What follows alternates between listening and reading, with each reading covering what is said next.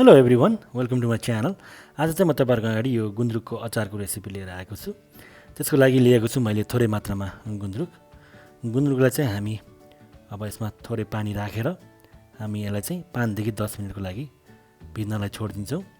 र यो भिज्ने क्रममा चाहिँ हामी अरू सामग्री चाहिने सामग्री हामी चाहिँ रेडी पार्छौँ। मैले चाहिँ यहाँ भट मसला लिएको छु। यो भट मसला यसरी मजाले भुटेर हामी यसलाई चाहिँ युज गर्छौँ।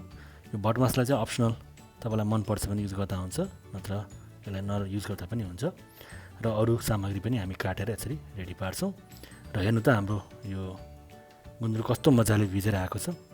अब यसलाई चाहिँ हामी सबै पानी निचोरेर फालेर यसरी चाहिँ यसलाई सुक्खा बनाएर यसरी राख्छौँ। त्यसपछि चाहिँ हामी त्यो बलमा अघि काटेर राखेको प्याज, भटमास, अदुवा लसुनको पेस्ट, खुर्सानी, धनियाँ अनि स्वादअनुसार नुन राखेर फेरि थोरै बेसार राखेर एउटा भाँडोमा चाहिँ हामी यो तोरीको तेल बसाल्छौँ। तोरीको तेल मजाले तातिसकेपछि चाहिँ हामी यसमा यो मेथीलाई फुराएर मेथी पनि राम्ररी यो फुरिसकेपछि लगाएर हामी चाहिँ यसमा चाहिँ यो झान्छौँ। र यसलाई हामी झानिसकेपछि यसलाई राम्ररी हामी यसलाई चाहिँ मिक्स गर्छौँ।